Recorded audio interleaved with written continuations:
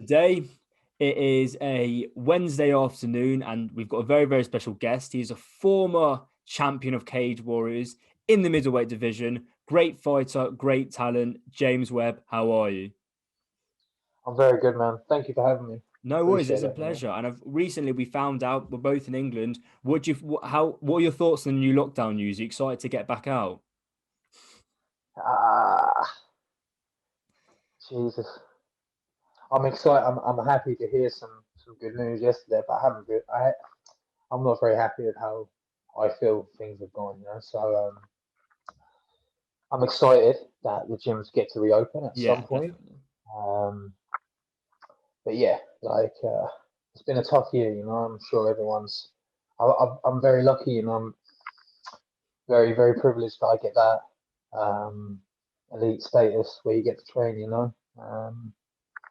And so I know that mental health's been a big issue. Mm.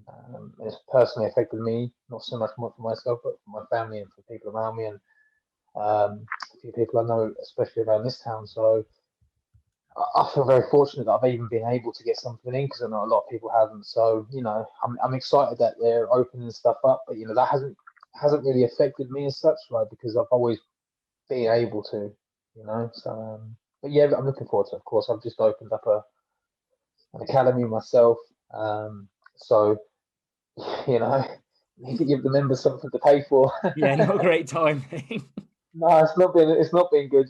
So they've been paying, and like that again. That's so appreciated, and I'm going to try and do everything I can to give every member that's been paying something back. Like I'm going to try and we've got t-shirts made. We got some Zoom stuff starting this week for more, and just because obviously I appreciate people are struggling and they're Mm. not using the space, but they are happily still paying. So it's amazing. So yeah, I'm looking forward to that opening up and finally giving the members something.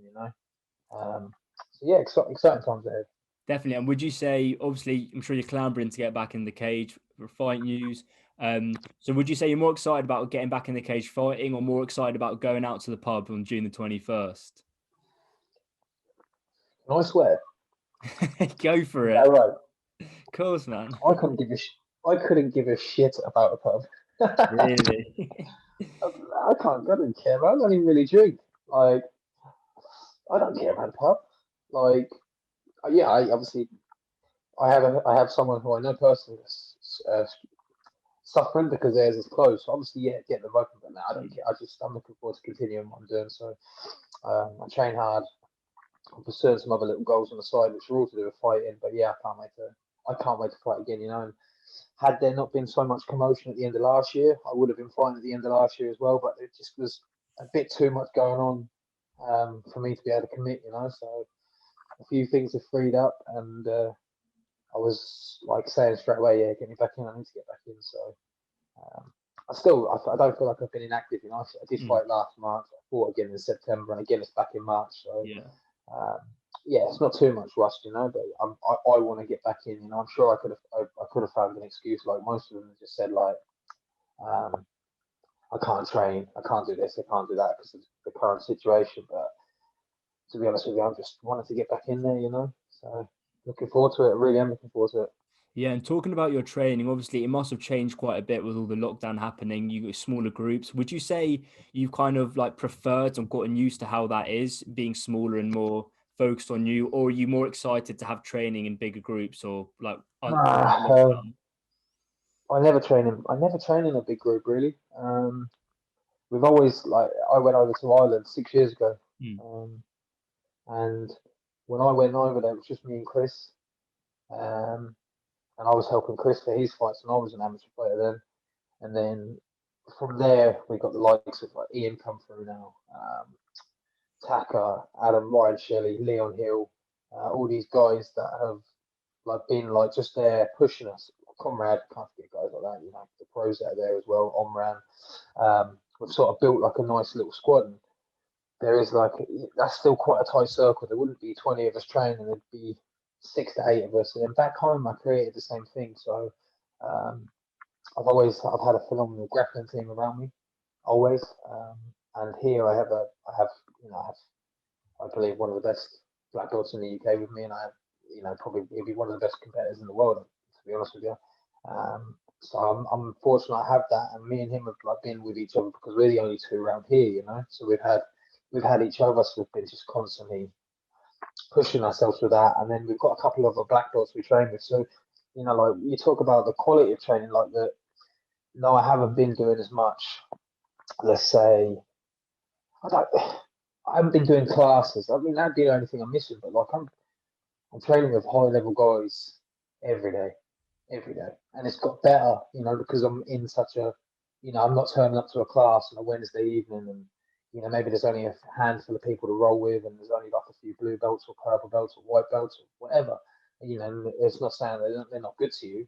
They are, of course they are. But for the last year nearly, all I've had is black belts all day, every day. That's all I've been training with, So the lockdown, if anything, in terms of what it's done for me, it's done nothing but be beneficial because it's slowed me down and it's made my training more productive. Like I feel the best I've ever felt, and that's improved dramatically, like through this lockdown. Just because of who I'm around constantly, and also I've got to focus on myself. I'd normally be working, like I'd be PTing clients, and I'm not. I'm not. So all I'm doing is actually focusing on myself, which has been a blessing. Like personally, I feel like I'm coming into like a real peak again. Like I'm starting to. But the confidence what I had when I had the title just before I won it is I'm past that again. Like I'm feeling very good. I'm feeling very strong, very fit, and very technical. And I think I'm a nightmare for most people. Nice. And we're talking about your training, your time in or I'm deluded. Talking about your training, your time in Ireland, how did you actually get started into mixed martial arts?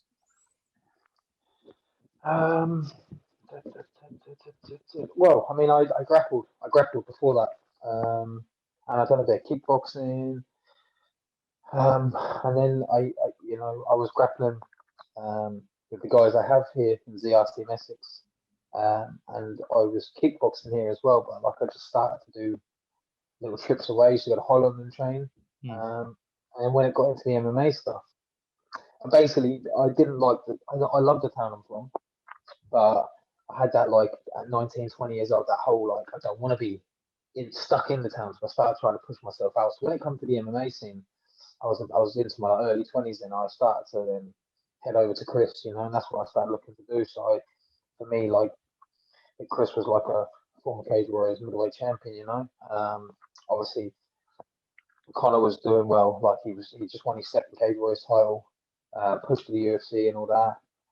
There was Cottle Pendred there, another big guy. It just made sense to me to just get on a 30-minute flight, and I went from there. Yeah, here we are. In the next chapter, shall we say? Yeah. So that's pretty much how I got into like the whole MMA thing. It would have been from a previous grappling, a little bit of background, and then it was pretty much Chris that got this out of me. Not the way I do things. It's all sort of his coaching, like we're utilising the best part of like what I'm probably the best at. We just utilise it every fight. Let's just push it. So yeah, hope that answered the question. I don't know if I talked too much around it there. That's all nice. And I know you've just moved house off camera. Are you in Essex now, or are you in Ireland? Yeah. No, I'm in Colchester. And It's been hard getting. Obviously, I don't know if you've had to ask that. I have been going. I was there previously, and I'm actually going back there Monday to finish off the camp. So I have been doing it. It's just a bit more difficult now with with things that are going on in my life and with lockdown. I can't just leave every week and leave my partner now, and I also can't not go. So it's like I had to like pick and choose my time. So I managed to get in a good few solid weeks early, and then I'm going back for a good few to finish off. And the rest of it's been done here. I've been getting, I've had some really good bodies around me. So yeah, it's been good. And talk about being in Essex. Do you feel like, obviously, when you look at sport in England, especially in Essex in general, it's like it's kind of all predominantly boxing. All the news, you've got people like Eddie Hearn and lots of boxing talents from Essex. So do you feel like MMA in Essex or England in general, it kind of gets overshadowed by boxing? Um, yeah, yes, I see what you're saying there. It does a little bit. One of my friends is a Team GB guy from Essex, you know, so and he's doing phenomenally well. And so you probably are right because he's in the Gazette quite a lot actually. He's in the paper quite a lot, and I'm not. So so yeah, I think it is overlooked. Do you think Uh, is that give you kind of added pressure to be like, or when I fight, you know, I've got to fight for Essex and I've got to put, you know, I've got to put us more on the map, or you don't really think about that? no, I mean I've never really thought of it like in terms of Essex. I've always there's a few guys who fight out of Essex. For me, I'm always trying to represent the towns that I'm fighting out of. So Mm. you know, like I try and show that respect now to like Dublin, or Swords. I try and show that respect to like Swords in Dublin, and I try and show that respect to Colchester. You know, that's I am fighting for Essex, like ever, or you could say I'm fighting for yeah, Essex. But I try and I prefer to be the guy coming out of Colchester. You know, like it's a small town. Essex has had some stars already. You know, so yeah, Colchester. I'd like to try and be that guy for this town. You know, and try and like be the guy for like Swords in Ireland. So I've got like two towns I'm trying to push and put on the map. Yeah, you know, like and there's a few guys that will be coming through that you'll see over the next few years that will be pushing like Swords as well. You know, through Team KF. You know, there's going to be a big surge coming through very soon. Nice. And talking about your fighting currently, like where you are in the rankings and everything, is your focus now more on, I know you've had a couple wins since your title bouts. Is it more on like, I've just got to keep winning, or are you just eyeing up another shot at the title? Nah, I mean, I mean, the belt was such an amazing, it's an amazing achievement. It's an amazing accolade. Like it's something that I will forever have with me. No one will be able to take that away from me. Um, but the truth is, man, like for me now, it's trying to get to the UFC, or it's about getting something back out of the sport. So I've never ever, and I don't like talking about this now because it's said that it makes me sound a bit different, but it's just me being truthful. Like I don't, like I'm at the point now where I want to get something back out of the sport. Mm. Like I've always tried to follow that route. I'm trying to look for that route for the UFC for a legacy. But the current situation I'm in again, with my partner, with opening a business, with opening two businesses, moving homes, I need to have that bit more security. So yeah, I'm looking to push to the UFC. But if that sort of doesn't start coming around to the next fight, maybe after, I think I'm going to have to start looking at a different way. If you get me, like looking at different promotions. And it's not because I'm saying I want to fight for money. That's not. I'm just sort of coming to a different stage in my life, and you know, maybe then I'm not good enough for the UFC. You know, like I need to find a different outlet. I need to find a different show where I can get something back from the sport because MMA isn't like it's still a very underground sport. You know, we're not getting footballers' money. You know, I'm not turning up training once a day and taking on 200 grand a week. You know, very different lifestyle. It's a lot of sacrifice and a lot of hard work, and I've done that for a long time. You know, and I'm at that stage again, like because of circumstance, I need to start getting something back. You know, so I'm pushing to the UFC. If it doesn't happen, I'm just gonna have to sell my soul for money. And Okay. are you sort of concerned that all UFC they kind of look for champions, especially in cage wars when you look at Conor McGregor, Michael Yeah. Bisping?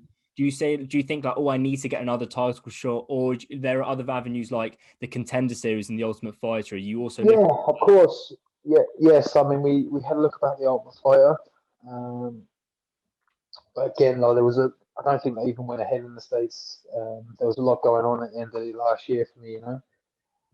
But we did think about the Contender Series as well. So I know something that was Chris was looking into. So yeah, I mean, those sort of avenues, if you get me, you know, like another win in a few weeks is gonna. It looks good to the record, you know.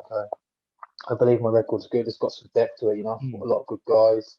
Um, so yeah, I don't believe I'll be.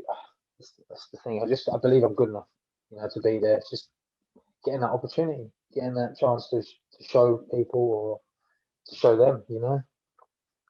Yeah, and if you had the, let's say if you had a choice, Dana come to you and be like, would you rather do the Contender Series or the Ultimate Fighter? Which one would you prefer? Probably the Contender Series. Yeah. Yeah, yeah, probably the Contender Series. That's not that's me going off of opinions of other people I respect, So I know how they feel about other shows. So the Contender Series would be sort of something I'd much prefer over the Ultimate Fighter. Don't fancy rooming with 15 lads for about 5 weeks or so. That doesn't Ah, interest you. yeah, do you know what? Yeah, I didn't actually think of it like that. I was just thinking about the length of time because I'm thinking so differently now with like again personal circumstances. So I'm just like, could I go that long without fucking having to speak to my missus, knowing about the business, knowing how Yeah. she's doing? That's where it's sort of coming from now. I'm sort of looking at everything a little bit differently now. So it's a lot less selfishness behavior. If that even is a fucking right word there. A lot less selfish behavior. So trying to be more of a, I don't know, a better person. Yeah. We're talking about your business ventures. I see you repping. You got the Yeah. t-shirt on flotation therapy. Yeah. Talk to me about that. How did you start that, and what are your goals for it? This was one of my good friend Adam. He's actually my strength and conditioning coach. He has Flotation Therapy Island. I've been using flotation therapy for about coming up to 3 years, probably 3 and a bit years. So they're basically deprivation tanks. They're filled with like half a ton of magnesium. You float in the water. You absorb just goodness. Very good for like they're built for like autism. They're built for PTSD, anxiety, depression because the magnesium actually calms the nervous system down. So they're a very useful tool. They're very good for the brain. As an athlete, though, they're phenomenal as well because obviously, for what I'm putting my body through, there's a lot of compression on the spine. So floating decompresses the spine, helps like basically helps your circulation, so you can get the inflammation out of the body quicker. Your muscles can recover quicker because of the levels of magnesium. It can just de-stress you as well, especially like you don't probably feel too stressed when you're in fight camps, but there's a lot of fucking stress there. So I started using them, seeing massive benefits, and then me and my partner built like a bespoke facility in Essex. Yeah, so we built this huge facility. We have a big flotation therapy. That's the whole downstairs, and then upstairs I've got the gym, the Combat Institute. So that's myself and a few other guys. Taylor Pearman, who's a jiu-jitsu world champion. Alex Costa, who's a striking coach. He's a Brazilian guy, and Simon Mullen, he's a boxing coach. He he's the boxing coach of like my friend Lewis, who is the Team GB guy. So I've got a real solid squad, and we have like a full-time MMA academy above it. Obviously shut right now, but yeah, that's pretty much what we're throwing ourselves into right now. So what's the Which is doing hardest well. thing? So what's the hardest thing you've said about being a business owner, like under COVID or just in general? Was anything that's just really, really tricky that you weren't expecting? Yeah, like you can't fucking the life, the lifestyle I live and the life I live. Because the MMA is one of those humble sports. You can't when you're talking business or something's going on within your business. It's what's annoyed me is that it's hard to explain, but like MMA doesn't work in business. Yeah. Basically, do you know what I mean? People like I'll be just getting some people just talking, running rings around you, and I'm thinking, oh, fuck, I want to punch you in the face, but you can't because it's business. So that's if anything, it's just I don't know. Yeah, it's not really made me. I'm learning as I go. But I suppose because it's so early still, I haven't really encountered anything that's a problem because we haven't really had that opportunity. We started this last June. We still haven't had an opportunity to really get running. Do you know what I mean? So I suppose I haven't got to all like we haven't had them little bumps in the road yet that have made me learn from anything because we haven't really got to see how it's going to do when it is open. If that makes sense, sort of thing. So I'm looking forward to it opening and seeing what it does throw at me. But yeah, fuck it. Fair enough. And also I've got no side note. I've never noticed you're heavily tattooed. You've got a lot of tattoos. Now I've got to know What is there any tattoo that just really hurt the most, or just like you got a worst bad experience in general of getting one? Um, well, the one here on the ribs hurt. Oh, I've heard that's a It's, danger. yeah, that apart from that, man, I haven't had anything really for a while. I started accumulating these years ago, and just um, yeah, like I can't really remember. None of them really particularly hurt. The one here that did fucking hurt. I mean, I don't think I was at the point of ringing my mum just yet, but that did really hurt. Um, so yeah, that's about the only one. Would you say that's more painful than being in the cage? No, no. Well, yeah, to be honest with you, it's not painful being in the cage. It's only painful after. Yeah. Do you know what I mean? Like you're fine in the cage, you're fine. Hmm. Just after, like as soon as that's done, and you're walking back to get like to see the doctors, you can feel it then. Do you know what I mean? You feel the pain then, but like when you're in there, adrenaline, you're focused. Unless you're like taking a big shot, then if you take a big enough shot, you're not going to know about it. But like most of the time, you just take it like literally on the chin, and you just keep coming forward or whatever you're doing. It's only until after that pain starts to kick in. And you wish that you did something different. And final question I've got to know. Obviously, you're in the business of fighting. Fighting's been around for ages. One place where fighting was in Rome, the Colosseum, and I've got to know if you were in the Colosseum and you had to fight, being a gladiator, what weapon of Yeah, choice would you use and why? man, that's a great like that's probably the best question anyone's ever asked me. Like this is I've been saying this for a long time. When Gladiator come out, I was about 10 years, 9, 10 years old. When Troy come out, I was 12, 13. And I've probably watched both of them films thousands of times. And I literally tell my partner and tell my family that I am like a modern day gladiator. Like I guarantee you put me a few thousand years ago, I'd have been running around with a sword, swinging at people. So that would be my weapon of choice. I'd just go like sword and shield because I'm a fan of that. I have a tattoo across my body, um, which says "Be victorious" or "Go out on your shield." So that would be me, sword and shield all day. And actually, also I forgot to quickly ask, how do you see yourself comparing against the rest of the UFC middleweight division? Um, I'd probably be the best looking. Um, I yeah, listen, again, I just feel like I have a place there. Like I think I do have like an aggressive style, which I do think would do well. Like if I fought a wrestler, like he's going to take me down, I'm fine with that. I'm fine with being on the ground.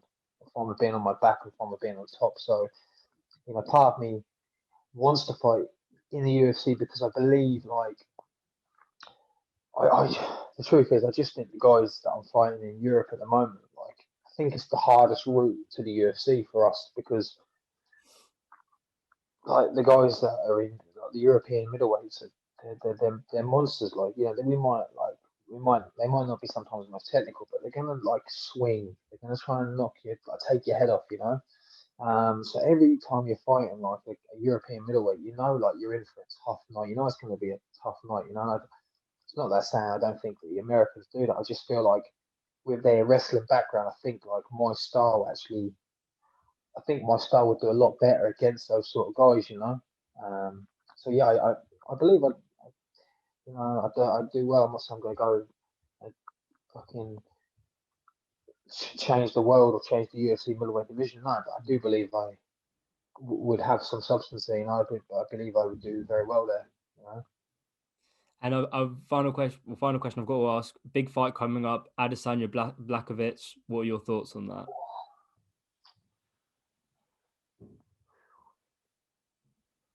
I want Izzy to win. I want Adesanya to win, but my head says that Blachowicz takes him out. Really? Yeah, like he's slower. Don't get me wrong, he's gonna be slow as going up a division, but Polish power, eh? Yeah, I'd like to see Izzy do it, but this part, I just don't think you can overlook the champ. Fucking, do you know what I mean? You just can't. Why? We're already doubting the champ. You know, I don't want to put that. I'm just gonna like, my heart's saying one thing, but my head says something else. You know, so I'd love to see Adesanya do that, but I think Blachowicz comes through. Personally, you know, I think he might come through. I think Be you can. interesting. I think you and Blazkowicz could get away with being related there with the beards and the hair. If you're not the path into UFC, you can just say you're related. Yeah. uh, Jesus, yeah, fucking hell. We're not. Yeah, But I'll take that. Alexander Gustafsson I've had as well. Look a yeah, little bit, people I forget. can see Look a bit that. like him. But Yeah, take that. if there's anything you want to shout out, I mean, I know you've got a lot of businesses. If you want to shout out, name anything, the floor is yours. We've got yeah. So obviously, I want to thank the training partners that I've had. You know, throughout the last sort of year.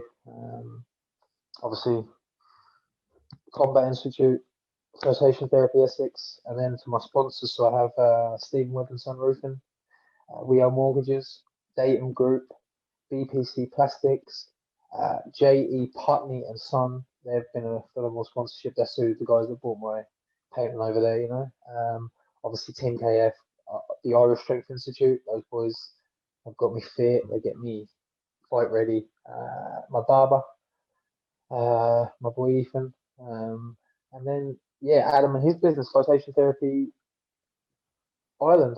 Actually, lastly as well, the Point Clinic in Colchester, Essex. Um, Ed Jones has been looking after me for a long time, and he's a wizard. So without him, I wouldn't even be walking. So if you're local to Essex, Ed Jones is the guy you need to go see.